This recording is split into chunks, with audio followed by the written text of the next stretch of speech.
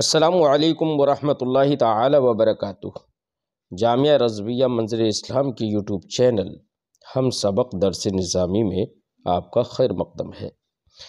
آپ کے لیے ایک اہم خوشخبری، جو طلباء اور طالبات کسی مجبوری کے پیش نظر مدارس میں پڑھنے سے قاصر ہیں، وہ اب آن لائن گھر بیٹھے عالمہ کورس کر سکتے ہیں، وہ بھی صرف 6 سال میں۔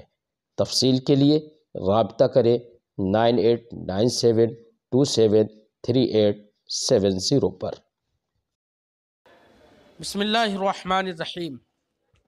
وَيَسْأَلُونَكَ عَنْ ذِي الْقَرْنَيْنِ، اور اے محبوب آپ سے ذو القرنین کے بارے میں پوچھیں گے۔ نبی کریم صلی اللہ علیہ وسلم سے یہودیوں نے بطور امتحان یہ پوچھا کہ ذو القرنین کے بارے میں بتاؤ، ذو القرنین کیا ہے؟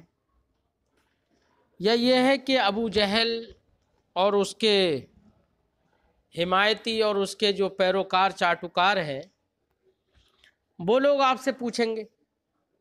تو یسألونا کا عن ذی القرنین، یسألونا میں چونکہ جو واو ضمیر ہے فاعل ہے، اس سے کون مراد ہیں؟ صاحب تفسیر میں نے بیچ میں اس سے مراد بتائی کہ کون پوچھنے والے ہیں، کون پوچھیں گے۔ فرمایا وَيَسْأَلُونَكَ اے الیہود علی جہت الامتحان، اور محبوب آپ سے یہودی پوچھیں گے امتحان اور آزمائش کے طریقے پر۔ او ابو جہل و اشیاعہ، یا ابو جہل اور اس کے پیروکار پوچھیں گے۔ کیا پوچھیں گے؟ کس کے بارے میں؟ عن ذی القرنین، ذو القرنین کے بارے میں۔ اب یہ ذو القرنین کون ہیں؟ تو ذو القرنین کے سلسلے میں، بلکہ یہ کہو کہ ذو القرنین کی تعیین کے سلسلے میں مفسرین کے درمیان بہت اختلاف ہے۔ امام رازی علیہ رحمت و رضوان نے یہ کہا کہ یہ ذو القرنین جو ہے وہ اسکندر بن فیلبوس یونانی ہے، لیکن امام رازی نے پھر آگے یہ بھی کہا ہے کہ اگر یہاں پر اسکندر بن فیلبوس مراد اگر ہو تو اس پر ایک بڑا اعتراض لازم آئے گا۔ اعتراض یہ لازم آئے گا کہ اسکندر بن فیلبوس جو تھا یونانی، وہ ارسطو طالیس کا شاگرد تھا اور اسی کے مذہب پر تھا، اور پھر اللہ رب العزت کا قرآن میں اس کا ذکر کرنا، یہ تو اس کی عزت افزائی ہے، اس کی عظمت کو بیان کرنا ہے،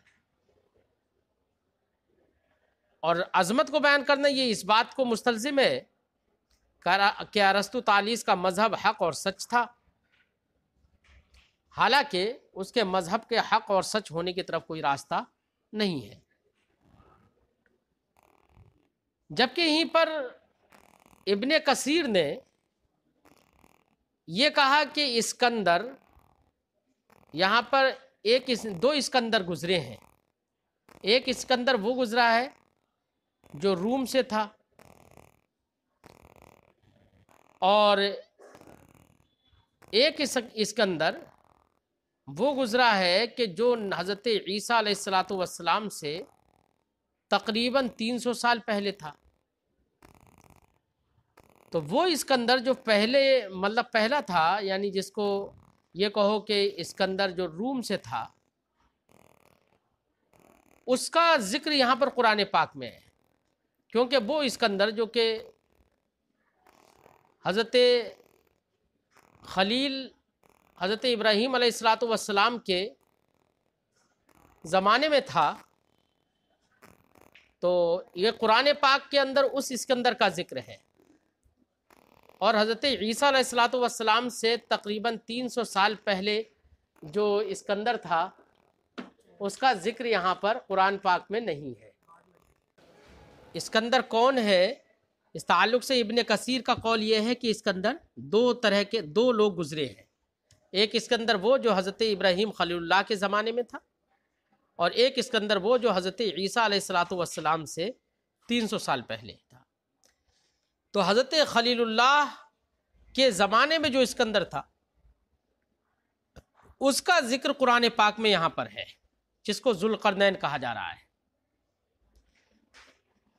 وہ اسکندر جو حضرت خلیل کے زمانے میں تھے، وہ حضرت خلیل اللہ علیہ الصلاۃ والسلام کے ساتھ میں انہوں نے کعبۃ اللہ کا طواف بھی کیا ہے جب حضرت ابراہیم علیہ الصلاۃ والسلام نے کعبہ بنایا۔ تو یہاں پر قرآن پاک میں جس اسکندر کا ذکر ہے یہ وہی اسکندر ہے جن کو ذوالقرنین کہا جاتا ہے۔ بہرحال ایک تو ہم نے یہ گفتگو ذکر کی، وہیں پر صاحب تفسیر نے یہاں پر اسکندر کے بارے میں اپنی رائے یہ پیش کی ہے کہ اسکندر یہاں پر چونکہ اسکندر کے بارے میں مصاحب کتاب نے کہا الذی ملکت دنیا، اسکندر یہ وہ شخص تھے جو پوری دنیا کے مالک ہوئے۔ پھر صاحب تفسیر نے آگے ذکر کیا ہے کہ آج تک پوری دنیا کے جو دو مالک ہوئے ہیں وہ آج تک چار لوگ ہوئے ہیں۔ دو لوگ مسلمان ہوئے ہیں جنہوں نے پوری دنیا میں حکومت کی، اور دو لوگ مسلمان نہیں تھے، تو بلکہ وہ کافر تھے جنہوں نے پوری دنیا میں حکومت کی۔ بہرحال ہماری اس گفتگو سے یہ معلوم ہو گیا کہ اسکندر جس کو ذوالقرنین کہا گیا قرآن پاک میں، وہ اسکندر کے درمیان مفسرین کا اختلاف ہے۔ یہ آپ کے بعد ذہن میں آ گئی، صاحب کتاب اسی اختلاف کی طرف اشارہ کر رہے ہیں، اسی کو بیان کر رہے ہیں۔ فرماتے ہیں ان ذوالقرنین کے بارے میں لوگ سوال کریں گے، ذوالقرنین کون ہے؟ فرمایا هو الاسکندر، یہ اسکندر ہیں۔ اب کون ہے اسکندر؟ الذی ملکت دنیا، جو پوری دنیا کے مالک تھے۔ اب اسکندر پوری دنیا کے مالک تھے، یہ کون تھے؟ میں نے آپ کے سامنے رکھا کہ امام رازی نے کچھ کہا اور جبکہ ابن کثیر نے کچھ کہا، دونوں میں نے قول آپ کے سامنے رکھے تھے۔ پھر صاحب تفسیر فرماتے ہیں قیلہ کہا گیا ہے ملکہ مؤمنان، پوری دنیا کے مالک دو مومن ہوئے ہیں، ایک ذوالقرنین اور ایک حضرت سلیمان علیہ السلام۔ وہ کافران، اور دو کافر بھی پوری دنیا کے مالک ہوئے، ایک نمرود اور ایک بختہ نصر۔ بختہ نصر، تو بختہ نصر یہ دو لفظوں کو ملا کر مرکب کر دیا گیا ہے، جس کا پہلا جز فتح پر مبنی ہوگا اور دوسرا جز معرب ہوگا، بختہ نصر۔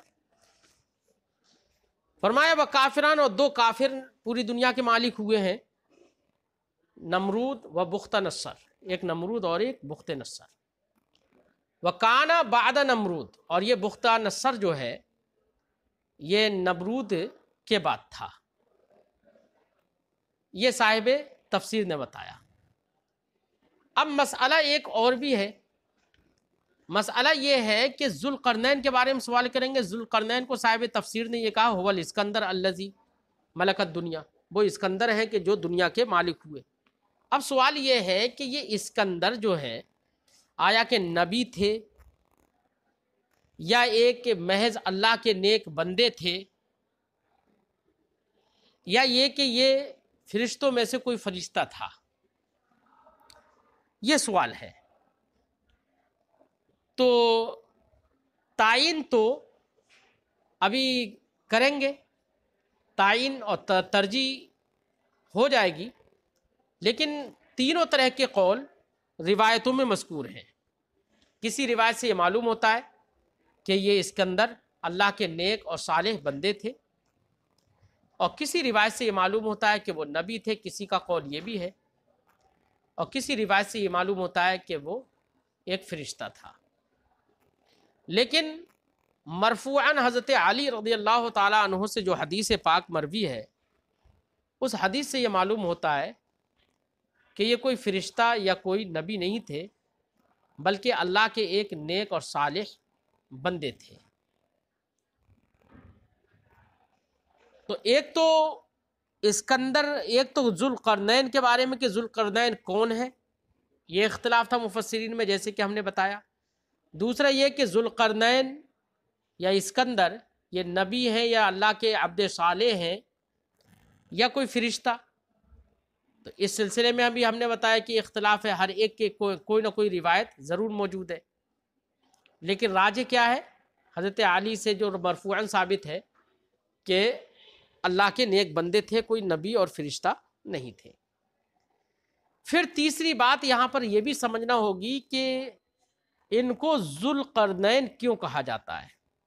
دو قرن والے، ذوالقرنین کا معنی کیا ہوا؟ دو قرن والے۔ تو ذوالقرنین کیوں کہا جاتا ہے؟ وجہ تسمیہ کیا ہے؟ تو وجہ تسمیہ بیان کرنے میں صاحب تفسیر نے کچھ اقوال ذکر کیے ہیں، ٹھیک ہے؟ تو سب سے پہلے تو اس کو سمجھیے، فرمایا گیا وقیل کان عبدا صالحا، یہ بھی کہا گیا ہے کہ اسکندر یہ عبد صالح تھے، ملکہ اللہ الارض واعطاہ العلم والحکمہ، اللہ نے ان کو پوری زمین کا مالک بنایا اور ان کو علم و حکمت عطا فرمائی۔ وسخر له النور والظلمہ، اور نور و ظلمت کو ان کے لیے مسخر کر دیا، ان کے تابع فرمان کر دیا تھا۔ فاذا سرا یہدی النور من امامہ، تو جب وہ رات میں چلتے تھے، سرا یسی سرن کا معنی رات میں چلنا، فاذا سرا یہدی النور من امامی، تو جب وہ رات میں چلتے تھے تو روشنی ان کے سامنے سے ان کی رہنمائی کرتی، وتحوطہ الظلمۃ من ورائہ، اور ان کے پیچھے سے ظلمت انہیں گھیر لیتی۔ تو ایک قول یہ ہے کہ وہ اللہ کے نیک بندے ہیں، اور دوسرا قول وقیلا نبیًا، اور ایک قول یہ بھی ہے کہ یہ نبی تھے۔ وقیلا ملکن من الملائکہ، فرشتوں میں سے یہ کوئی فرشتے تھے۔ وعن علی رضی اللہ تعالیٰ عنہ، حضرت علی رضی اللہ تعالیٰ عنہ سے مروی ہے، انہ قال، اب یہ صاحب تفسیر حضرت علی رضی اللہ تعالیٰ عنہ کی روایت کو ذکر کر کے ترجیح دینا چاہتے ہیں اس قول کو جس میں یہ کہا گیا کانا عبدا صالحا۔ فرماتے وعن علی رضی اللہ تعالیٰ عنہ، حضرت علی رضی اللہ تعالیٰ عنہ سے مروی ہے انہ قال، کہ انہوں نے کہا لیسا بملک ولا نبی، یہ اس کے اندر نہ فرشتے تھے اور نہ ہی کوئی نبی، ولیکن کانا عبدا صالحا، لیکن یہ ایک اللہ کے نیک بندے تھے۔ ضرب علی قرنہ الایمن، اب ضرب علی قرنہ الایمن سے ذوالقرنین کی وجہ تسمیہ کی طرف بھی اشارہ ہو جائے گا، لیکن یہاں پر وہی حدیث مروی ذکر کر رہے ہیں، ابھی اسی سے وجہ تسمیہ کی طرف بھی اشارہ ملے گا۔ فرماتے ہیں ضرب علی قرنہ الایمن، ان کے دائیں قرن، دیکھو بیٹا ہمارے سر ہوتا ہے نا، تو سر کا ایک دایاں حصہ ہوتا ہے، ایک بایاں حصہ ہوتا ہے، تو دائیں حصے کو قرن، دایاں قرن کہیں گے، اور بائیں حصے کو بایاں قرن کہیں گے۔ فرماتے ہیں ضرب علی قرنہ الایمن، ان کے داہنے قرن پر مارا گیا، فی طاعت اللہ، اللہ کی طاعت میں، فماتا، تو ان کا انتقال ہو گیا۔ ثم بعثہ اللہ، پھر اللہ نے ان کو مبعوث فرمایا۔ فضرب علی قرنہ الایسر، پھر ان کے بائیں قرن پر مارا گیا، فماتا، پھر بھی ان کا انتقال ہو گیا، موت آ گئی۔ فبعثہ اللہ، تو پھر اللہ نے ان کو مبعوث فرمایا۔ تو دونوں قرن پر چونکہ ضرب لگائی گئی، اس لیے فرماتے ہیں فسمی ذوالقرنین، تو اب ان کا نام ذوالقرنین رکھ دیا گیا، یعنی ان کا نام ذوالقرنین پڑ گیا۔ تو وجہ تسمیہ ذوالقرنین کی سمجھ میں آ گئی۔ اور حضرت علی نے فرمایا یہ بیان کرنے کے بعد وفیکم مثلہ، اور تمہارے درمیان میں بھی اسی جیسا ذوالقرنین ہے، یعنی اراد نفسہ، اس سے مراد حضرت علی نے اپنی ذات کو لیا کہ تو انہی جیسا بندہ، اللہ کا نیک صالح بندہ جو ہے تمہارے درمیان میں بھی موجود ہے، یعنی میں، حضرت علی نے اپنے آپ کو بیان کیا۔ تو ایک قول حضرت علی کا ہو گیا نا، قیلا، اور ایک بات یہ بھی کہی گئی ہے کان یدعوہم الی التوحید، ان کو ذوالقرنین اس لیے کہا جاتا تھا کہ یہ لوگوں کو توحید کی دعوت دیتے تھے۔ فیقتلونہ، تو لوگ انہیں قتل کر دیتے تھے، فیحییہ اللہ تعالیٰ، تو اللہ تعالیٰ ان کو زندہ فرما دیتا۔